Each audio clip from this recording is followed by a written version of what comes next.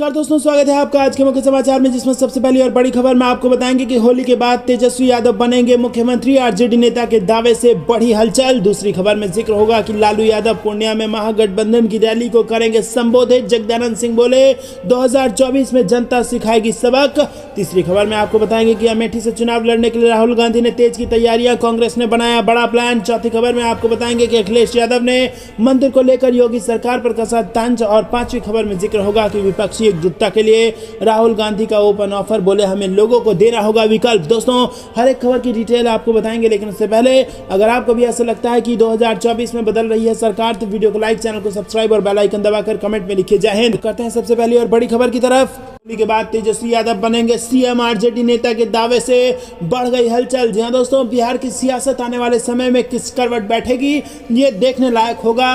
राज्य में नीतीश कुमार के नेतृत्व में जेडीयू और आरजेडी गठबंधन की सरकार है, लेकिन अब आरजेडी के एक विधायक ने बहुत बड़ा दावा कर दिया है। राष्ट्रीय जनता दल के विधायक विजय मंडल का दावा है कि अगले महीने होली के बाद तेजस्वी यादव राज्य के मुख्यमंत्री बन जाएंगे, और उन्होंने ये भी कहा है कि मुख्यमंत्री नीतीश कुमार स्वयं उनको सत्ता सौंपेंगे। और इस दावे के बाद राज्य की सियासी जगत में हलचलें तेज हो गई हैं। हालांकि जनता दल यूनाइटेड के प्रदेश अध्यक्ष ललन सिंह ने दावे को गलत बताते हुए कहा है कि ऐसा कोई फैसला अभी नहीं हुआ है। दोस्तों, रुक करते हैं अगली ब्रेकिंग न्यूज की तरफ। लालू यादव पूर्णिया में महागठबंधन की रैली को करेंगे संबोधित। जगदानंद सिंह बोले 2024 में जनता सिखाएगी सबक। जी हां दोस्तों, पूर्णिया में 25 फरवरी को होने वाली महारैली को लेकर महागठबंधन के सभी दल अपनी ओर से तैयारी में जुटे हुए हैं, और आरजेडी ने इसके लिए बाकायदा 8 जिलों में मंत्रियों के नेतृत्व में अपने कद्दावर और अनुभवी नेताओं की जो तैनाती है वो कर दी है। और रैली को लेकर अब आरजेडी प्रदेश अध्यक्ष जगदानंद सिंह ने कहा है कि कोशिश की जाएगी कि RJD supremo Lalu Prasad Yadav virtual mode में रैली को संबोधित कर कार्यकर्ताओं को संदेश दे।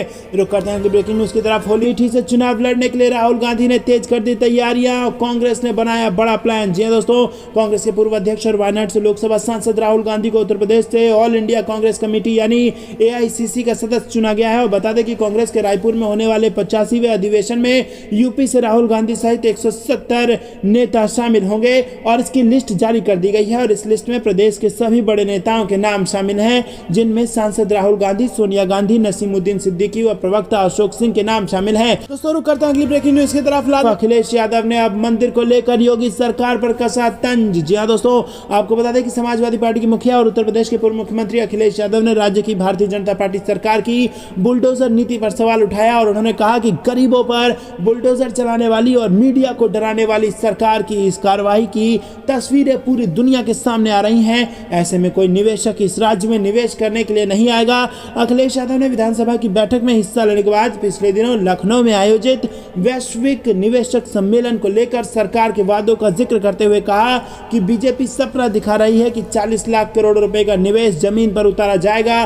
जिस सरकार ने गरीबों पर बुलडोजर चला दिया हो, उसकी तस्वीरें दुनिया में जा रही हैं। आप बीबीसी जैसी संस्थाओं पर छापा मारेंगे और मीडिया को डराएंगे, तो क्या उम्मीद करते हैं कि दुनिया के लोग आपके यहाँ निवेश करने आएंगे? उन्होंने कहा कि निवेशक सम्मेलन में निवेशक आए और घूम कर चले गए। सरकार ये नहीं बताएगी कि निवेशकों के ठहरने के लिए जो हजारों करोड़ रुपए खर्च करके टेंट सिटी बनी थी, उसमें कोई भी नहीं रुका था। आप पता करिए। दोस्तों, रुक करते हैं अगली ब्रेकिंग न्यूज की तरफ। 2024 के लोकसभा चुनाव से पहले विपक्षी एकजुटता को लेकर राहुल गांधी का ओपन ऑफर, बोले हमें लोगों को देना होगा विकल्प। जी हां दोस्तों, राहुल गांधी ने मंगलवार को प्रधानमंत्री नरेंद्र मोदी के नेतृत्व वाली बीजेपी को हराने के लिए एक रणनीति बनाई है, और कहा कि अगर सभी विपक्षी दल एक साथ आए और विकल्प पेश करें तो बीजेपी को 2024 के चुनावों में हराया जा सकता है। उन्होंने एक इंटरव्यू में कहा कि अगर भारत के दो दृष्टिकोण एक दूसरे का सामना करते हैं तो हम जीतने में सक्षम होंगे। राहुल गांधी ने इंटरव्यू में हिंदुओं और मुसलमानों के बीच हुए ध्रुवीकरण की बात को भी स्वीकार किया, और हालांकि जोर देकर भी कहा कि स्थिति उतनी भयानक नहीं है, क्योंकि मीडिया उसे सरकार के इशारे पर लोगों को गरीबी, अशिक्षा, महंगाई, छोटे मोटे संकट जैसे वास्तविक मुद्दे से विचलित करने के उपकरण के रूप में पेश करता है। दोस्तों, करते हैं अगली ब्रेकिंग न्यूज की तरफ। असम में अचानक बढ़ी गर्मी के बीच पश्चिमी विक्षोभ की हुई एंट्री, और कई राज्यों में बारिश की चेतावनी। जी हां दोस्तों, आपको बता दें कि यहाँ पर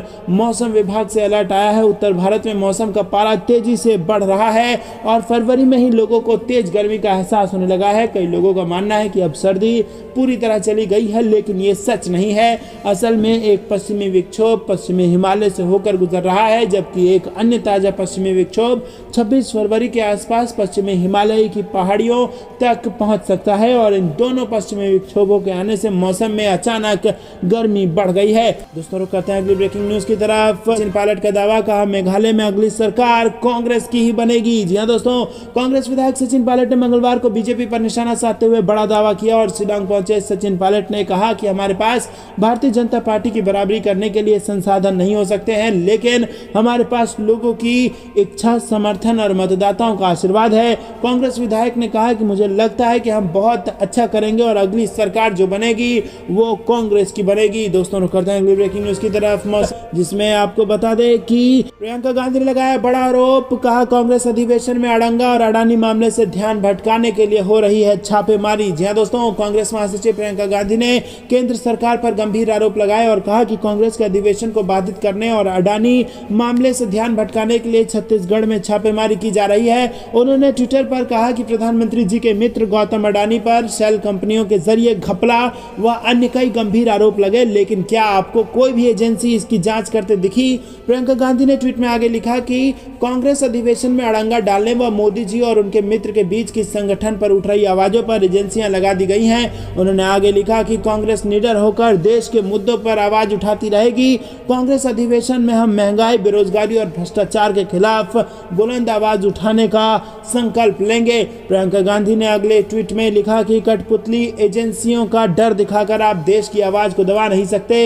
इससे पहले 17 फरवरी को भी प्रियंका गांधी ने अडानी मामले का जिक्र कर पीएम मोदी पर निशाना साधा था। रुक करते हैं अगली ब्रेकिंग न्यूज की तरफ से। फैसले से कमजोर नहीं पड़े उद्धव ठाकरे, मिलेगी जनता की सहानुभूति की लहर, खत्म होगी शिंदे की राजनीति। जी हां दोस्तों, उद्धव ठाकरे के हाथ से भले ही शिवसेना का चुनाव चिन्ह और पार्टी का नाम छिन गया हो, लेकिन यह समझना जरूरी है कि इसका महाराष्ट्र की राजनीति और उद्धव के सियासी भविष्य पर क्या असर होगा। मुझे लगता है कि जो कुछ भी है वो उद्धव ठाकरे के पास ही है। उद्धव के पास संगठन है, कार्यकर्ता है, शाखाएं हैं और जो हार्डकोर वोटर है वो ठाकरे परिवार के साथ ही है, क्योंकि ठाकरे परिवार एक ब्रांड है। ठाकरे परिवार के साथ शिवसेना का नाम जुड़ा हुआ है। जो भी शिवसेना परिवार छोड़कर गए हैं, चाहे वो छगन भुजबल हो, नारायण राणे हो या फिर राज ठाकरे हो, किसी को भी वो राजनीतिक ऊंचाइयां नहीं मिली।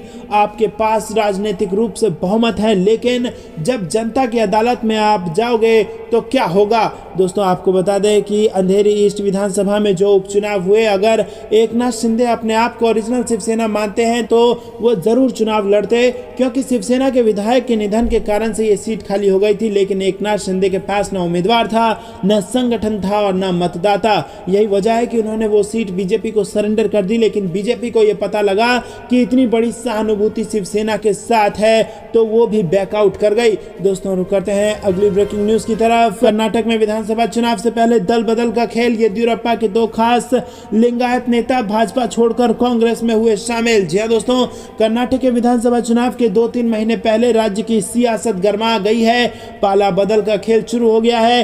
भाजपा के कद्दावर नेता और पूर्व मुख्यमंत्री बीएस येदियुरप्पा के दो करीबी लिंगायत नेता एचडी थमैया और केएस किरण कुमार भाजपा छोड़कर कांग्रेस में चले गए हैं और जानकारों का कहना है कि चुनाव से पहले येदियुरप्पा के करीबियों का कांग्रेस में जाना भाजपा में असंतोष की सुगबुगाहट भी हो सकती है। और इस बीच भाजपा प्रवक्ता मधुसूदन ने दैनिक भास्कर को कहा कि चुनाव से पहले आया राम गया राम और पाला बदल का दौर रहता ही है, पार्टी पर असर नहीं पड़ेगा। दोस्तों आपको बता दें कि बड़ा झटका लग गया है यहाँ पर कर्नाटक में चुनाव से पहले बीजेपी को, और दो बड़े नेता, खास नेता बीजेपी छोड़कर कांग्रेस में जा चुके हैं। रुक करते हैं अगली ब्रेकिंग न्यूज की तरफ। इसी 24 में कांग्रेस करेगी सरकार का नेतृत्व, पीएम उम्मीदवार बनने का सपना देख रहे नेताओं को खड़गे की दो टूक। जी हां दोस्तों, देश के पूर्वोत्तर क्षेत्र में स्थित 3 राज्यों में चुनावी प्रक्रिया जारी है और इस साल कई राज्यों में चुनाव है। चुनाव से पहले देश भर में विपक्षी दल कांग्रेस पार्टी के सामने बड़ा चैलेंज बने हुए हैं। और इस बीच नागालैंड में चुनाव प्रचार करने पहुंचे कांग्रेस अध्यक्ष मल्लिकार्जुन खड़गे ने बड़ा बयान दिया है।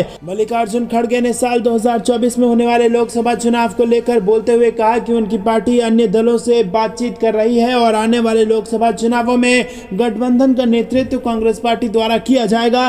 मल्लिकार्जुन खड़गे का यह बयान रायपुर में होने वाले कांग्रेस के अधिवेशन से पहले आया है और रायपुर में कांग्रेस विपक्षी एकता के प्रति अपना रुख स्पष्ट कर सकती है। दोस्तों रुक करते हैं अगली ब्रेकिंग न्यूज की तरफ। फकीर का जादू, झोले से एयरपोर्ट निकाला और अडानी के कब्जे में डाला। मोदी सरकार पर राहुल गांधी का वीडियो अटैक। जी हां दोस्तों, अडानी विवाद को लेकर कांग्रेस सांसद राहुल गांधी ने नरेंद्र मोदी सरकार पर फिर से हमला बोला और 5 मिनट के वीडियो में गांधी ने एक बार फिर पूछा कि व्यापारिक समूह को बिना किसी पूर्व अनुभव के अनुबंध क्यों दिए गए। कांग्रेस नेता ने वीडियो में आरोप लगाया है कि मोदी सरकार ने 2018 में सार्वजनिक निजी भागीदारी के तहत अडानी समूह को 6 हवाई अड्डे सौंपने के प्रस्ताव को मंजूरी दी थी और 1 साल बाद लखनऊ, अहमदाबाद, गुवाहाटी, बेंगलुरु, तिरुवनंतपुरम और जयपुर के हवाई अड्डों के संचालन का ठेका दे दिया था। वहीं राहुल गांधी ने कहा कि मैंने संसद में पीएम मोदी और अडानी के संबंधों के बारे में सच बोला। मैंने सबूत के साथ बोला कि कैसे भारत की दौलत लूटी जा रही है और इस सच्चाई को संसद के रिकॉर्ड से बाहर कर दिया गया था। राहुल गांधी ने 8 फरवरी को अपने लोकसभा भाषण का जिक्र करते हुए कहा कि उन्होंने गौतम अडानी के साथ पीएम मोदी का एक पोस्टर भी साझा किया था। अपने लोकसभा भाषण के दौरान राहुल गांधी ने आरोप लगाया था कि मोदी सरकार ने अडानी के पक्ष में कुछ कानूनों को बदल दिया जो कि पीएम के गृह राज्य गुजरात से है।